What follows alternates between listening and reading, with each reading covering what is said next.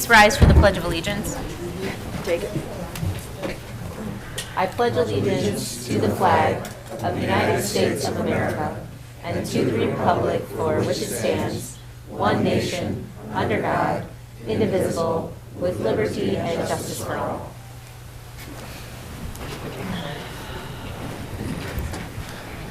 Technical issue. There we go. Okay. Roll call, please. Campbell. Yeah, here. Fournier. Here. Hammond. Here. Crop. Yeah, here. Sorry. Menzer. Yes. Voorhees. Here. Okay, announcements, acknowledgements, communications, and reports. Tonight we will have a presentation of the 2019 fiscal year end audit report by the Plant and Moran team. Come on up. Thank you very much. Good evening, Mayor and the rest of the City Commission. My name is Lisa Plonka. I'm a governmental auditing partner with Plant and Moran and very proud to have served on the audit of the city for many years. We're here tonight to present the results of the 2019 audit. We did have the opportunity to speak at length at the work session through some of the communications that we have, but did also want to take this opportunity to give some financial highlights that we discussed. First off, our results of our audit is what is referred to as an unmodified opinion, which means that as a result of our several weeks of procedures and tests that are put in place, the financial report that you received is materially correct and in accordance with all of the accounting standards that are applicable to a governmental entity such as the City of Mount Clemens. What does that does not get into is really an evaluation of the financial results and how the city is positioned. So we will go through some slides.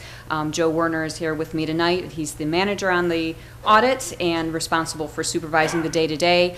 But really just from an overall perspective, we are pleased to say to see that the city did increase its fund balance again this year. So this is a trend for the past 4 or 5 years of increasing fund balance as we see revenue sources have become more reliable in terms of property taxes and state shared revenue, and the city containing costs and avoiding significant costs. So what this means is that at June 30th, 2019, the city is well positioned in terms of fund balance to acknowledge what are still some pretty significant challenges in terms of deferred capital investments that will be needed for infrastructure, and also looking at the challenges that we've discussed for many years in retiree healthcare costs that many communities in Southeast Michigan are facing. So again, I think we have what we say is a kind of a positive report with challenges yet ahead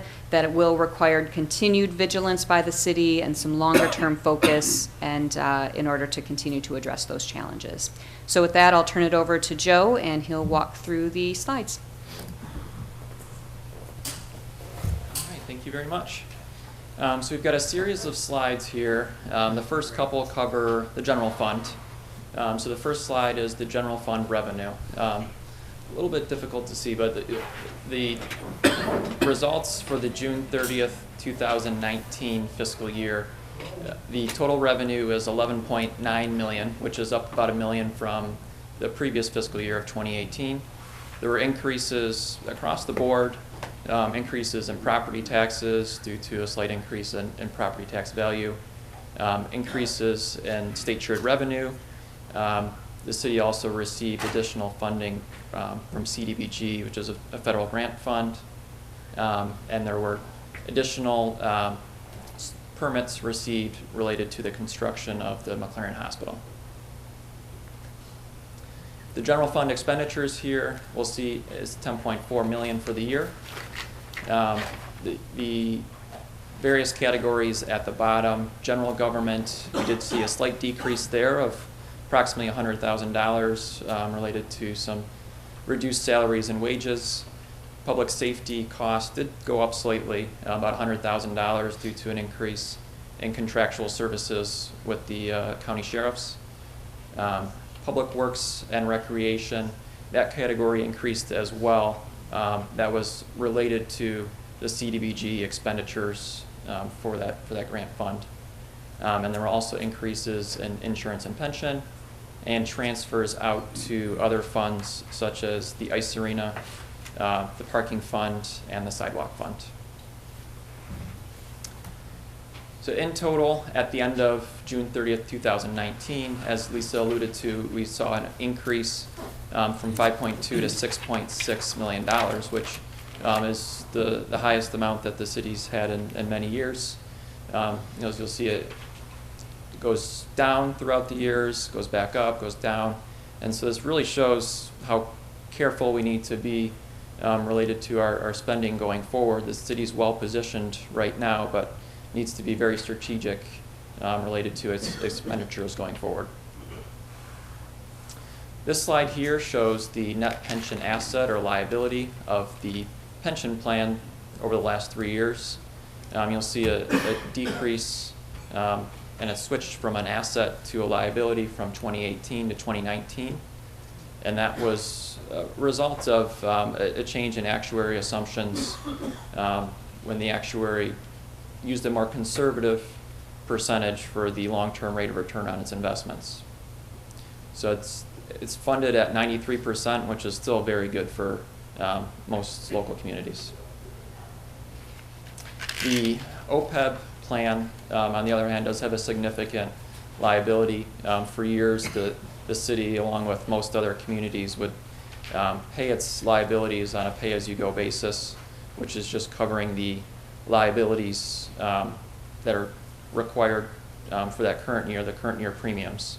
But due to a GASB or financial accounting change in the standards, this liability was recorded on the financial statements starting in June 30th, 2017. So we'll see it was about $51 million for both 2017 and 2018, and we see a significant decrease as of June 30th, 2019. That was also a result of a change related to actuarial assumptions. Because the city has now set up a trust to fund future benefit payments, it's created a plan to fund it as well. The actuary was able to get comfortable increasing that rate of return for future years, so which is why our liability here is down so much from the previous year. The last two slides show the cash balances versus the principal and interest payments on its debt for both the water supply system and the sewage system.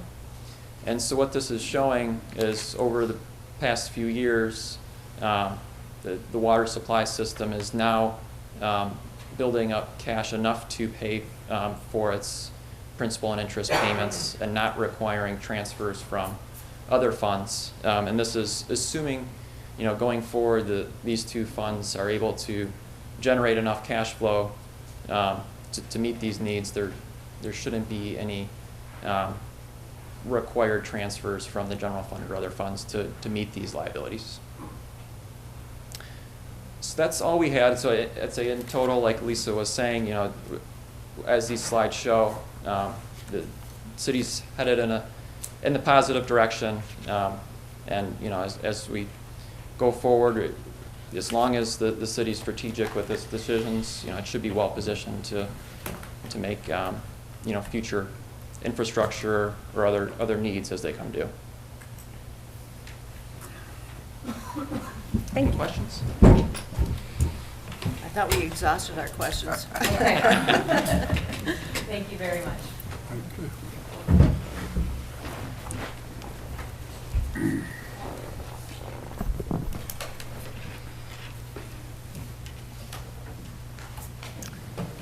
Thank you very much for the presentation.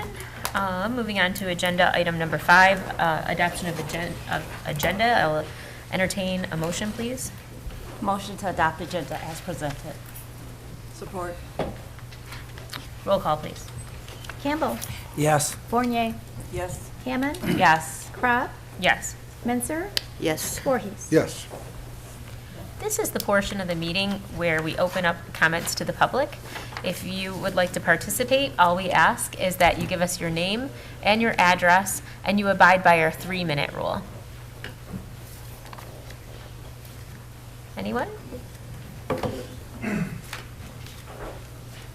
I have some supporting documentation to provide, so I hope that doesn't cut into 3 minutes. Thank you, John. Denise? Thanks. No problem. Thank you. Yes. Thank you. Thank you. Thank you.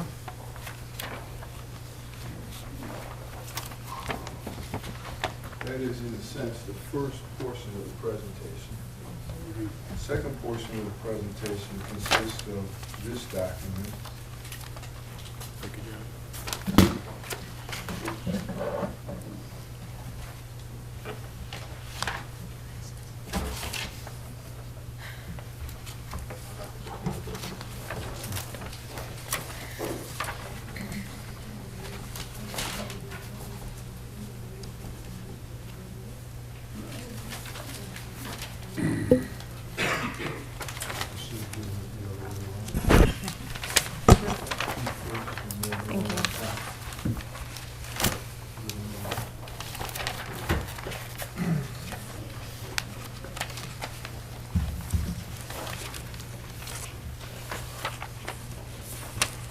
My name is John Greiner. I live at 7 2nd Street, Mount Clemens, Michigan.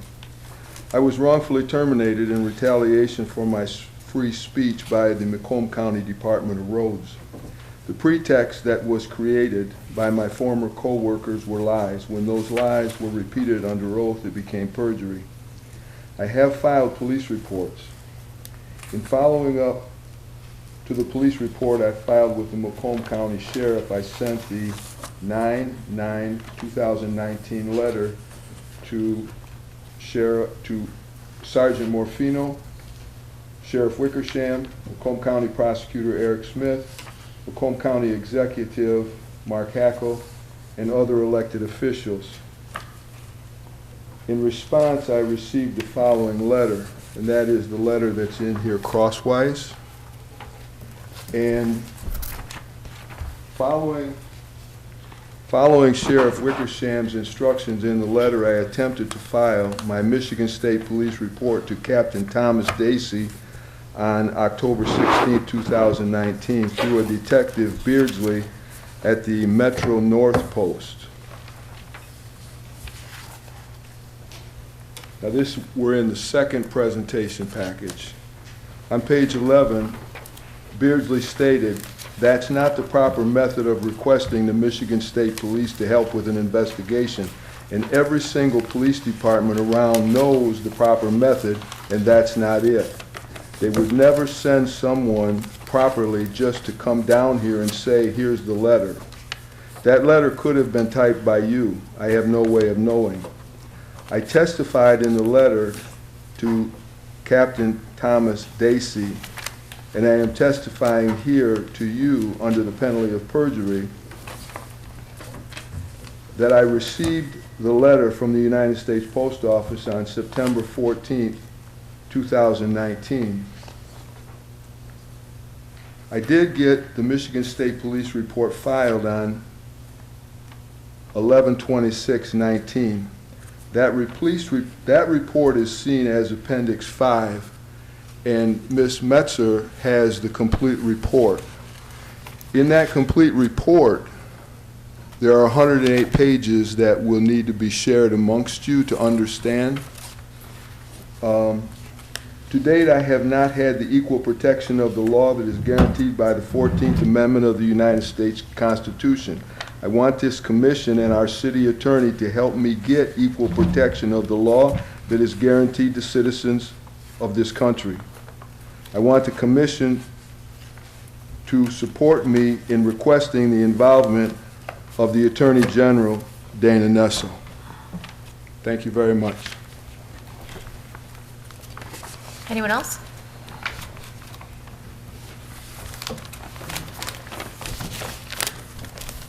My name is Marilyn Hall. I live at 300 Clinton River Drive. I left for Arizona on January 6th and returned on January 18th, during which time, I believe it was Sunday, January 12th, there was rain, heavy rain, and freezing rain. My basement flooded again. I'm so sick and tired of this. Pumps not turned on and whatever the problem is. I pay my taxes, they're current. I've lived in this town almost all my life. I was born here. But what's the problem with getting water in the basement, pumps not being turned on? Shouldn't these pumps be automatic? What's the matter with us? Why am I still getting, I had 4 inches of water in my basement while I was away, and it sat there until my sister found it and called me in Arizona to tell me you have water in the basement. I had to replace the hot water heater. I've had to throw out couches, furniture, things that were down there. And it was rainwater. So I want somebody to explain to me or tell me why these homes were approved on Clinton River Drive and some pumps weren't required. Why is that?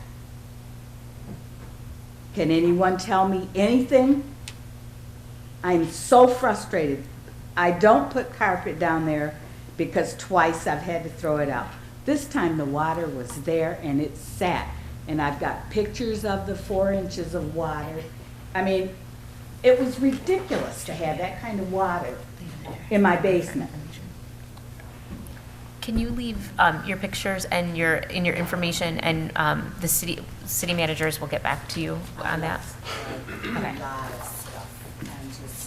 Can you, And do you have your, now, do you have- today, do you have your, front yard. do you have your number, your phone number? Yeah, and I'll they put can- it on there. Okay, and then we'll get back to you. Like a sinkhole. The front yard dropped below the sidewalk. Okay, yep, we will, if you leave your, yeah.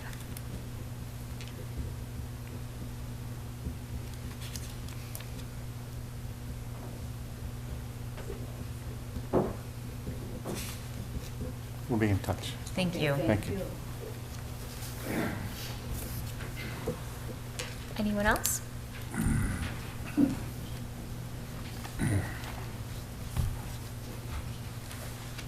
Well, if you're saying ladies first, that wouldn't be me. Gloria Heller, 260 Cass. I'm real glad that, actually I had something else I came about, but let's start with the audit. How many years I've been asking you to go out and put an RFQ and get yourself a different accountant? Years ago, when Plant Moran was involved in the Clintondale and those school audits, that went so bad, and they had to pay, was it a $7 million fine? I don't know, it was some big, and their explanation was, oh, we didn't do anything wrong, we failed to do something right. Duh. You know, and yet the city continued having them, and continued, and now I hear they're not reconciling their bank account. My God, I could have done that, and I'd have done it free. You know, you really need to examine whether you want to keep them. Boy, it's not very good shepherding of our money. Number 2, the fund balance. If it's in such good shape and we're coming along, it's time to remove that 5 mils off our roof, okay? And if you find that, put you back in a deficit fund balance, well then by God, it's about time, get yourself city income tax and talk to people right about it this time. Don't just be a commission that doesn't want an income tax because it'll be more money out of your pocket. That's what used to happen. Simple fact is, an income tax would be less or no money out of low and fixed income people, but it'd be a lot of money out of the other people that work and or have multiple incomes. And it's time for that. And finally, oh, and one of the things I was worried about this time on the audit, I turned right to the part that talks about tax abatement. It's all housing. Whatever happened to JB Cutting? Their dollars aren't in there. And they had 2 abatements. They had an 8. Both of them started in 8. One went 9 to 16 for 8 years, and the other one went 9 to 20. This audit report is for 2019. JB Cutting's tax abatement should show in there, and I could not find it. I went through the entire report, and I don't see anything to which Note 13 applies. Part of my issue about, I haven't been real fond of Plant Moran. Don't forget, too, they cut Moran on you, moved right out of town, went out on Hall Road. That should make you a little bit, you know, not happy with them. Finally, I have with me the Macomb Daily from January 27th. the one where it talks about Kobe Bryant being dead, and certainly that would have a lot of public concern. But it's also the issue where on page 1 down on the bottom, it starts, city manager finalist set for interview stage. And it goes on quite a bit on the inside. And I'm very, very unhappy because although I was elated to retire Dempsey, it now appears that we have a mayor that thinks cronyism is the way to go. I would say prepare yourself for a one-term mayorship. Thank you. Anyone else? Hey guys, Pat McKay, 1207 Wellesley Drive. Been over 20 years since I've been up here, so if I'm a little rusty, give me a break. I got a couple of things I'd like to pass out too, if that's okay. Yep. If I can do this right. Thank you. Thank you. Let's see, I got enough to go around. Pat, what was your address on Wellesley? 1207. 1207. Thanks. I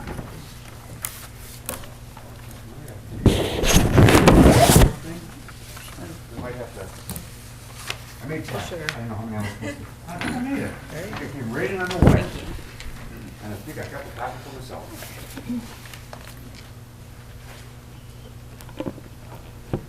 Well, first of all, after hearing that audit on Platt and Moran, I'll tell you what, I am elated.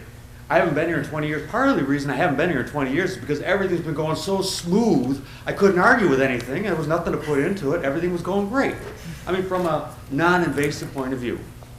And in the articles that I gave to you, oh, stop. First of all, congratulations, Mayor Kopp. Thank you. And, well, there was somebody else I needed to talk to about that. Let's see. The two gentlemen are running for the city manager position. I don't know if they're here or not, but if they are, all due respect to them as well.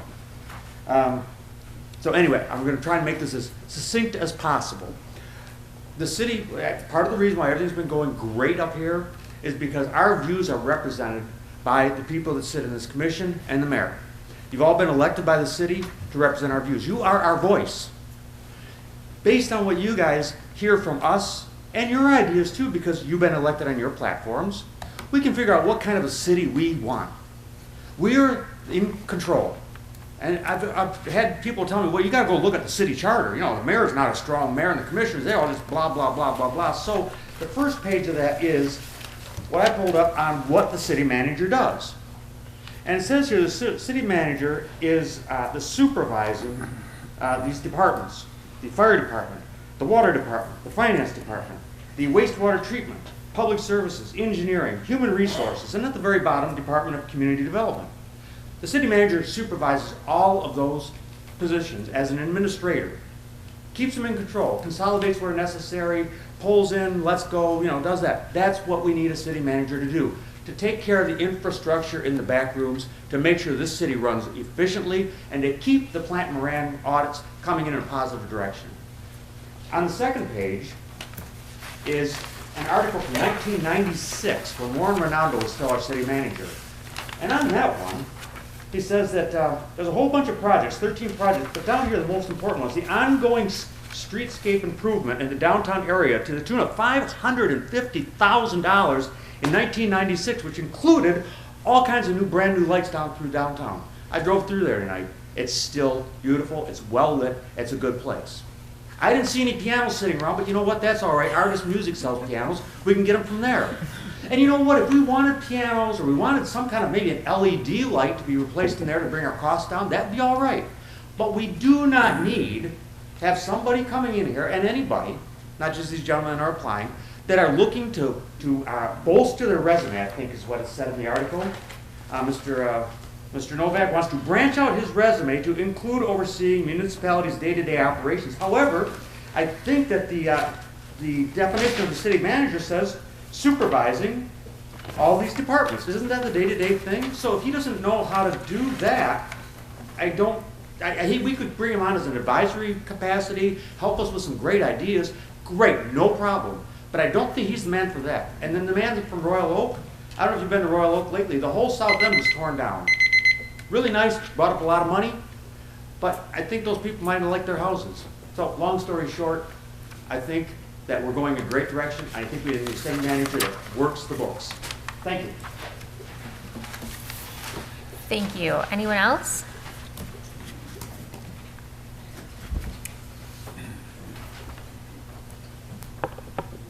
Hello, Brandon Bowman, 150 Cass Avenue, Mount Clemens Public Library. I have passed out sheets of paper to all the city commissioners already, and also the audience, but I would like to take this opportunity to invite everybody to a public meeting that we're having on February 25th, which is a Tuesday, at the public library. We'll be talking about the upcoming renovations of our children's area, so we are looking at doing a major renovation of that. Hopefully that will be finished by the middle of April, towards the end of April.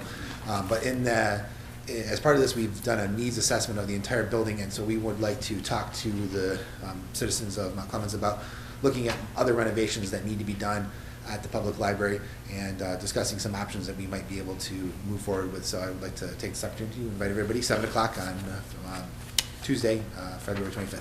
Thank you. Thank you. Anyone else? Okay, seeing none. We will move on to item number 7, administrative response to issues and questions raised during previous meetings. Okay, seeing none. Item number 8, approval of the minutes. Motion to approve the minutes of the work session on January 21, the regular meeting on January 21, and the special meeting on January 27th, 2020. Support? Support. Any discussion? Roll call, please. Fournier. Yes. Hammond. Yes. Pratt. Yes. Menser. Yes. Voorhees. Yes. Campbell. Yes. Moving on to general business, 9A, the discussion regarding the city manager selection. Do I have? Motion to approve the selection of a candidate for city manager and direct the city attorney to negotiate the terms of an employment agreement with that candidate, subject to approval of the city commission. Support. At the special city commission meetings of January 13th, 2020 and January 14th, 2020, the city commission conducted interviews with 6 candidates for the position of city manager. The city commission chose to conduct a second interview with 2 candidates at a special meeting held on January 27th, 2020. At that time, it was the consensus of the commission to continue the discussion of the city manager selection at the city commission meeting of February 3rd, 2020.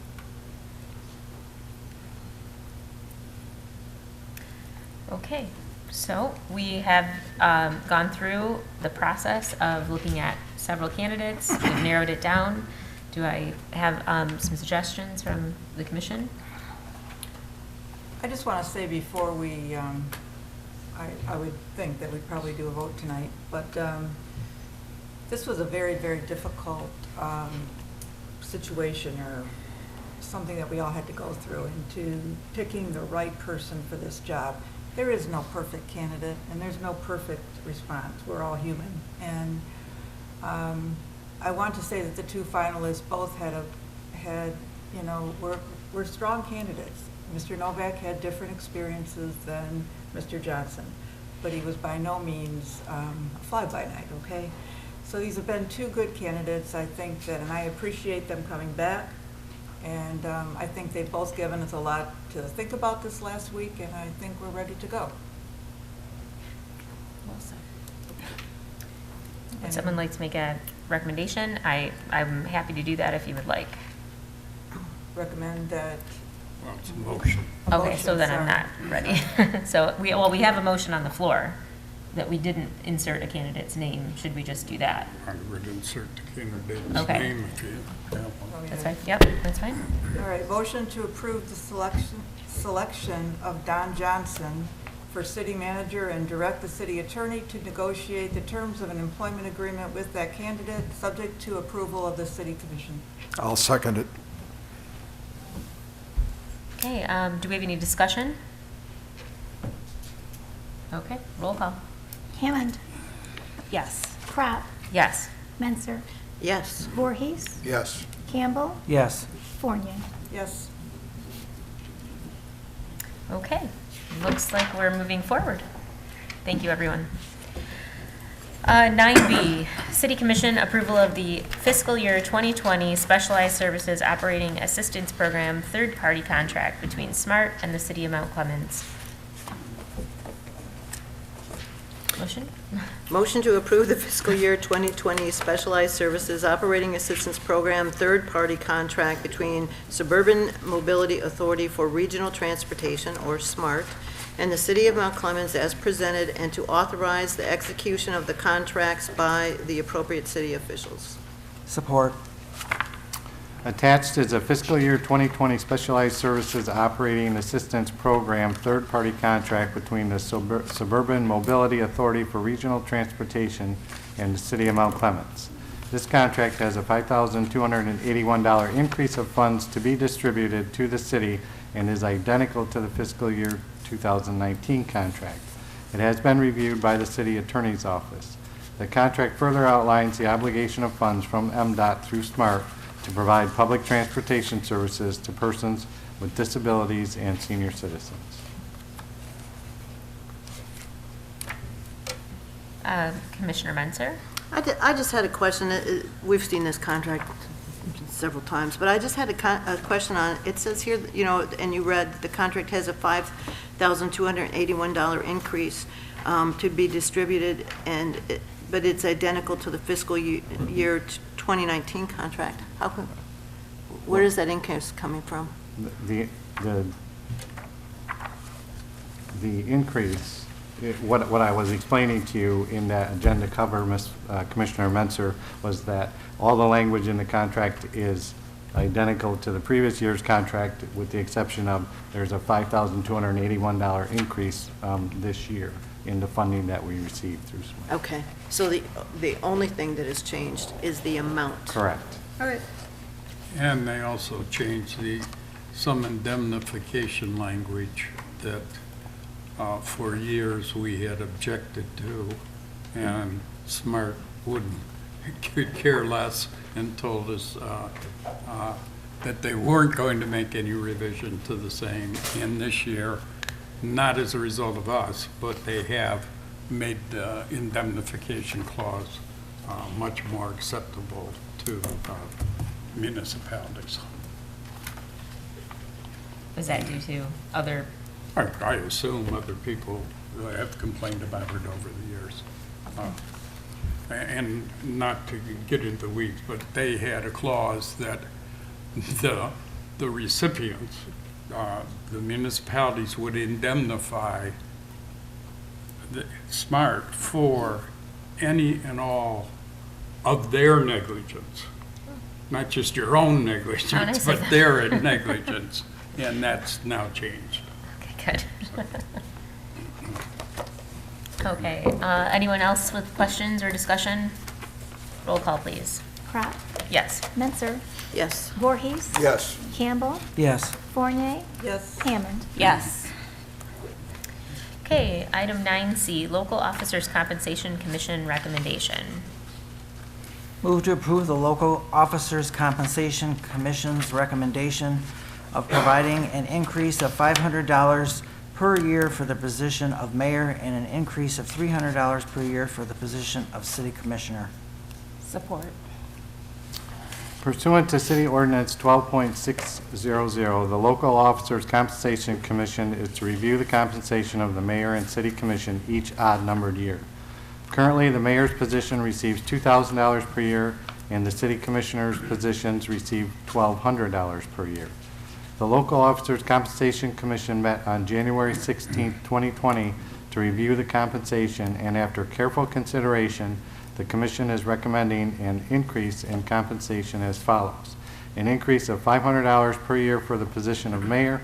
This increase would bring the total amount of compensation for the mayor's position to $2,500 per year. An increase of $300 per year for the position of city commissioner. This increase would bring the total amount of compensation per commissioner to $1,500 per year. The mayor and city commissioners received an increase in compensation in 2015 and 2001. Okay. Is there any discussion?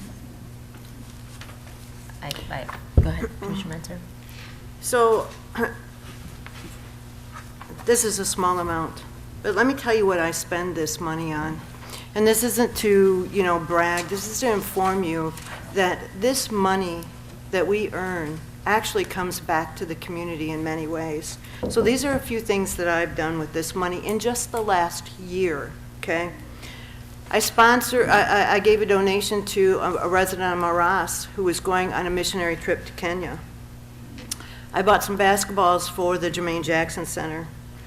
I sponsored 3 children at Seminole Elementary for the entire school year for the Junior Scholastic Weekly Readers. I bought about 100 lawn bags and 2 contractor bags, boxes of bags for Neighbors Helping Neighbors. I have paid the senior dues for a Mount Clemens High School student who is unable to pay for them himself. I have bought more Boy Scout popcorn, more Girl Scout cookies than I could possibly eat, so thankfully the Girl Scouts accepted them as a donation for our troops. I bought a bike lock for a Seminole Hills resident who had his bike stolen. We got him another one through the generosity of Scott Noble from the Goodfellows, but I bought the lock. I bought 20 cans of cat food for a resident who was concerned that their cat, they didn't have money to buy the cat food that week and that their cat would go hungry. I have bought raffle tickets from the Goodfellows and from other organizations in town, and I bought Super Bowl squares for a Goodfellows who's used the money for his daughter's dance classes.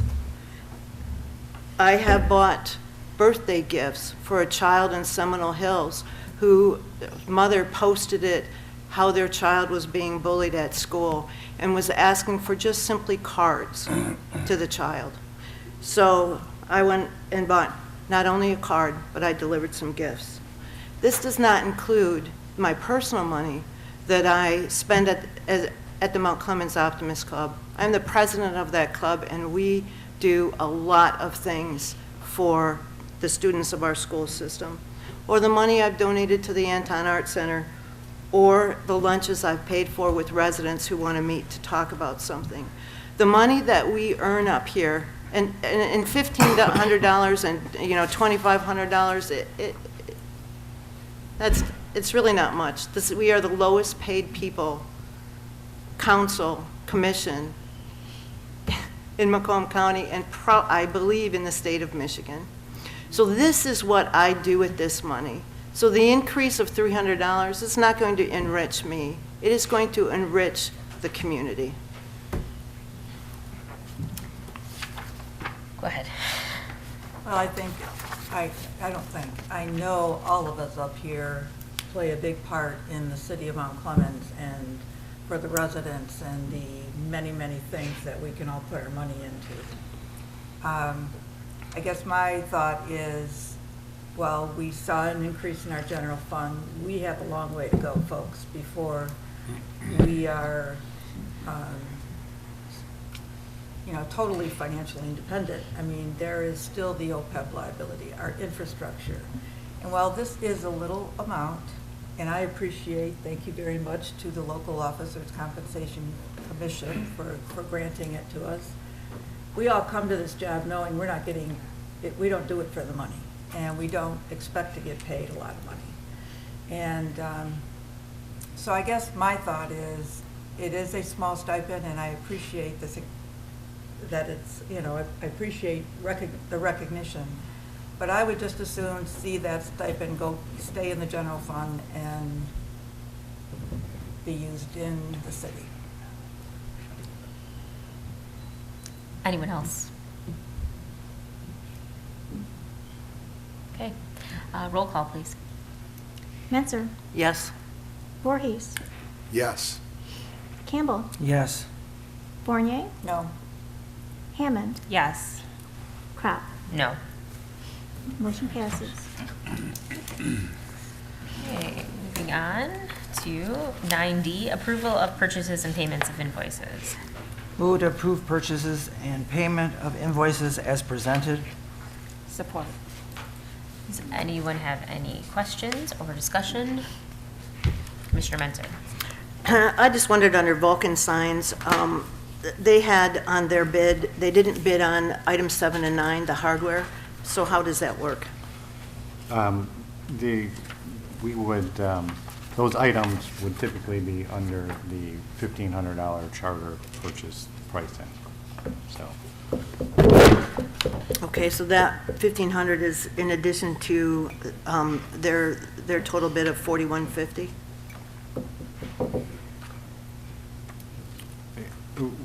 There's, the brackets and hardware are on here, correct? 7 and, I'm not familiar with what 7 and 9 was. Item 5. Okay. I didn't see that in Okay. no. And then I just wondered if you could tell us what the project was for, what is exactly the project for this sewer investigation? That is the investigation on Dickinson. We have a grant coming up to redo Dickinson Street from Gratiot to Avery. And so this project is going to look at the sewer before we fix the road to make sure that the infrastructure is sound before we put new pavement over the top of it. Wonderful. Jeff, do you know whether, was Dickinson ever involved in the CSO project at all? I don't know that. I don't think so, but I don't know that. I know it's 20 years ago, so Right. Okay. Okay, any other questions? Okay, roll call, please. Voorhees. Yes. Campbell. Yes. Fournier. Yes. Hammond. Yes. Crop. Yes. Menzer. Yes. Okay. Item number 10, consent agenda. Move to approve consent agenda as presented. Support. Any discussion? We don't discuss, right? Roll call. Campbell. Yes. Fournier. Yes. Hammond. Yes. Crop. Yes. Menzer. Yes. Voorhees. Yes. City manager's report. City offices will be closed on Monday, February 17th, 2020, in observance of President's Day. Therefore, the next regularly scheduled City Commission meeting will be held on Tuesday, February 18th, 2020. Refuse pickup will remain on schedule during that week. In March, households will begin receiving official mail from the U.S. Census Bureau with detailed information on how to respond to the 2020 census, whether online, by phone, or by mail. Completing the census survey is very important for the city, as it provides the basis for reappointing congressional seats and impacts the funding the city receives from the federal and state government. Looking for various public service announcements on the city's local cable channel and website at www.cityofmountclemens.com. Thank you. This is the portion of the meeting that we have public participation again. If you would like to address the commission, we just ask that you give us your name and your address, and you abide by the 2-minute rule this time. Gloria Heller, 260 Cass, since you've addressed an issue that's been near and dear to my heart a long time, which is compensation of the commissioners and mayor. Does anybody know the history of where the compensation, the original computation was? Or what the reason is that it stayed so low? Well, geez. You want to talk to me then? Because I happen to have been around when my dad was around when that was all going on in the 50s. The original computation for compensation of the mayor and commissioners was 10% of the average wage. And I can tell you clearly, since I have all that stuff at home, like Daddy's W-2s, he was paid $5,000 a year working at the county as a department head. And $5,000 a year was kind of big for the 50s. And so $500, being 10% of that, was thought of as a lot of money. And over time, it became obvious that they weren't adhering to the 10% rule. And that was, I won't mention the person, although he's deceased, so let's not speak ill of the dead. He said, just leave it low, we don't want the other people. And pretty much that's when representation or lack of really took hold, and why so many of the commissioners and mayors came from the southwest quadrant, because the people in the other quadrants couldn't afford to give up time free. Because when you're on this body, as you know, this is time that you could be holding a paid job. And that's what people in the other 3 quadrants needed to do. So let's starve them out. Let's get rid of all the lowlights. We don't care what they think. Anyway, they had bad addresses. So let's leave it at this low amount that it was in the mid 10% of wage in the 1950s, and maybe we can control who's on the commission that way, and it certainly did turn out to be that way, because that's pretty much who's been on the commission ever since. So, up the ante and give people work time. Joe E. Harrington, 152 Court Street here in the city of Mount Clemens. On the matter of flooding, I too had water in my basement and do commonly. And this is not the first time. When there is a response, could they answer how many pumps are there for the city of Mount Clemens? And what areas are they in? And are they manual or are they auto? Does someone have to go out and turn these pumps on when the weather is bad, or is it auto? Thank you.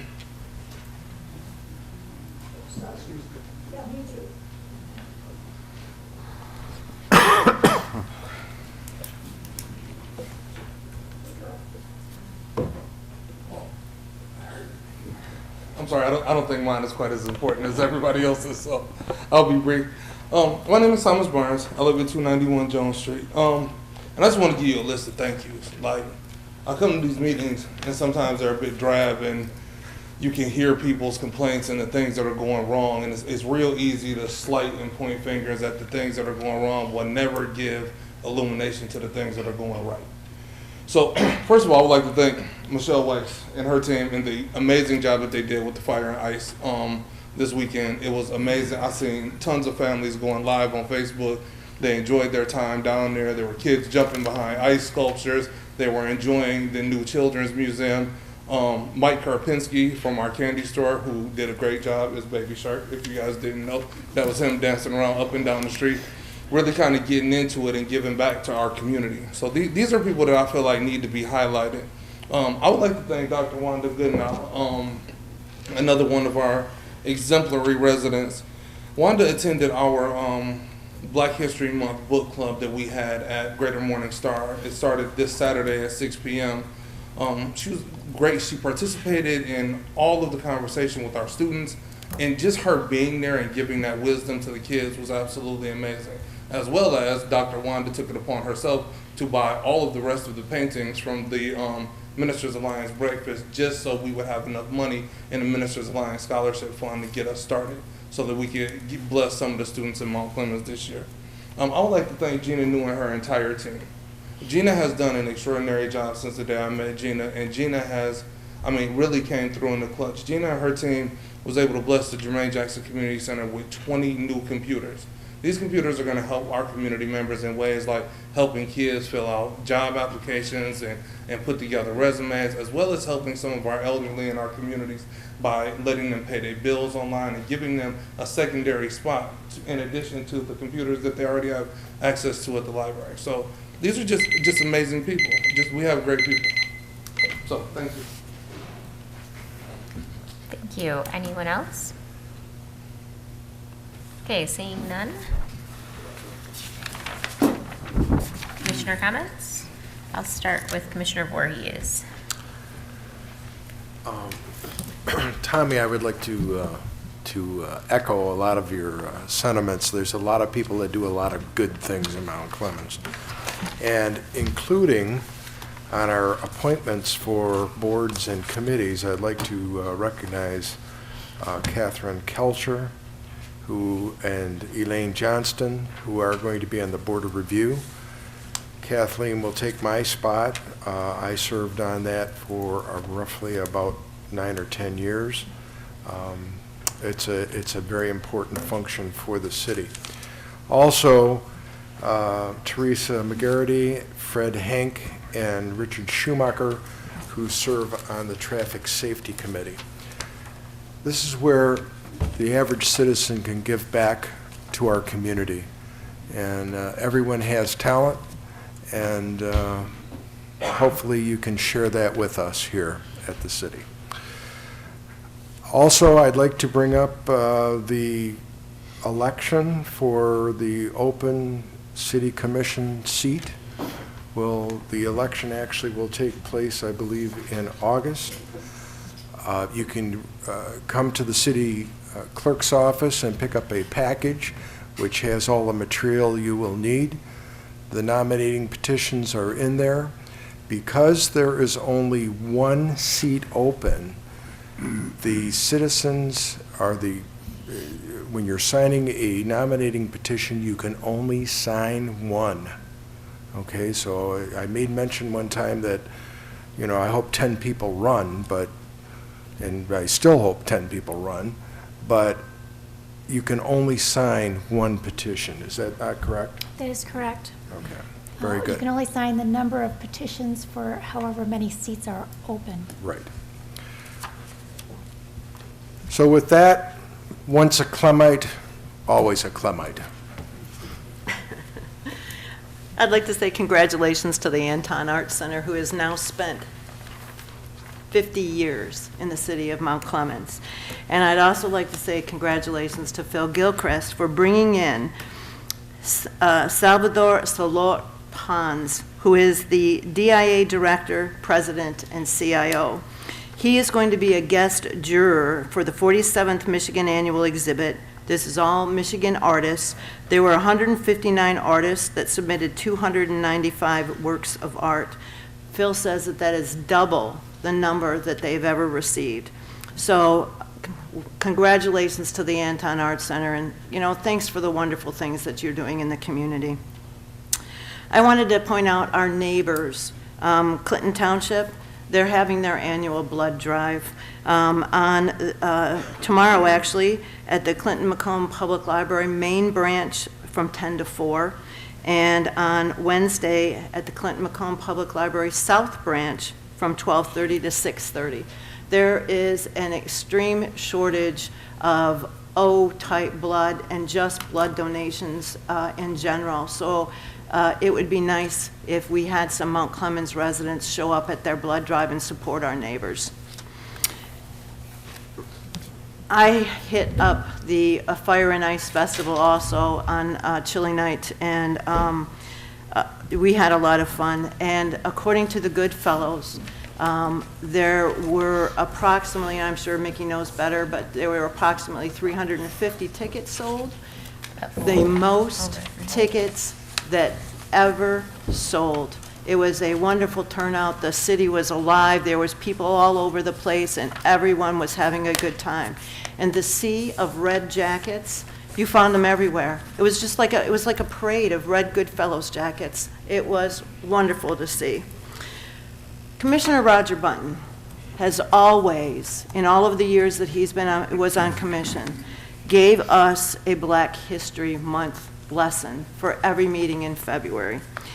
He's not here, but there was a very interesting special, articles in the newspaper from Sunday, and so there was something that struck me, and I just am going to repeat it. In 1619, when America went over to kidnap Africans for the slave trade, they kidnapped 1,000 at a time. Out of those 1,000, 640 survived the forced march to the shore.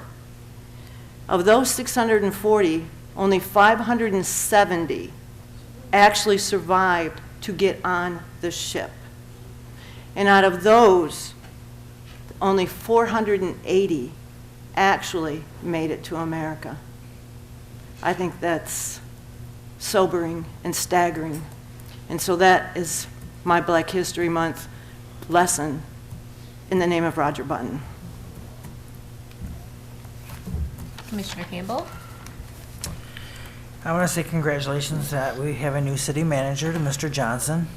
It was also, Huh? Probably accepts the contract. Oh, well. It was brought up about tax abatements that were voted on in the past, two of them in 2008 and 2016. Both those tax abatements were given to a company that was not approved by the master plan.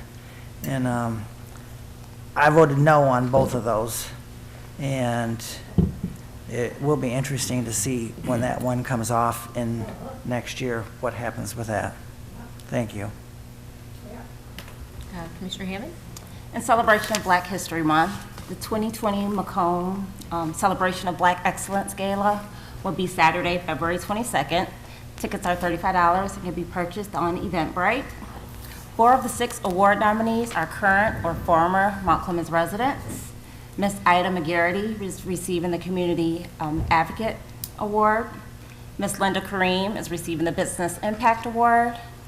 Miss Erica Peoples, the Artistic Award, and Mr. Sean Shackelford, the Educational Impact Award. And that's the same award Roger Button received last year. And also for the Black History Celebration Luncheon, we'll be presenting the Trailblazers Award to the MDP Chair, LaVara Barnes, on Saturday, February 22nd from noon to 3 at the River House Banquet Center in Mount Clemens, and tickets are $25. And you can contact the Democratic Black Caucus of Macomb County for tickets at 586-698-7076. And I'd also like to end with a quote from Rosa Parks. "You must never be fearful about what you are doing when it is right." Thank you.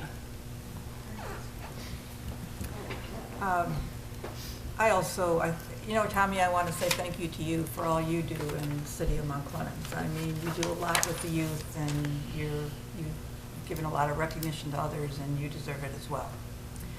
In fact, as I look around this room, for everyone that I know, I mean, most everyone here does it in quiet ways sometimes. Maybe we aren't out on Facebook proclaiming it or whatever it might be, but so I'm going to tell you one little story. I mean, if you look out, Ruthie, you're always doing something for somebody. Anthony and Patrick, you've got a business there, and it's not hard, it's been tough sometimes, but you stuck it out, and you've been such great champions for the city. Joe, you're on the local compensation committee, thank you. There's just so much that everybody does, but we all come together to make this city special. And I'll tell you one little story. I don't usually tell stories up here, but I was outside working in the yard, and a car broke down, or right by my driveway, and I watched for a while. They sat there. There was 2 elderly ladies in there. And finally I went over and I knocked on the window. I said, "Do you need any help?" And they said, "Well, we have a flat tire and we don't know what to do." And I said, "Well, we can probably fix that." And I said, I'll figure it out. So I ran around to the neighbors. Well, I got some neighbors, because I don't know how to fix a flat tire. And they came over and they couldn't find the tire in the trunk. So we said, "Oh, great," and then they all went home, and I said, "Well, I'll call Vito." And Vito sent his truck over, and the driver was Troy, really nice guy. And so Troy, he says, "Let me look in this trunk." Well, he took all her stuff out, and he found the tire, but of course the tire was flat. So I ran home and I had a little compressor, and we pumped it up. So when we got their tire fixed, and Troy got it back on, and off it went. And I told Vito to send me the bill, and of course, he never sent me the bill. So there's wonderful things that happen in this city every day, and I thank all of you for being part of it. And just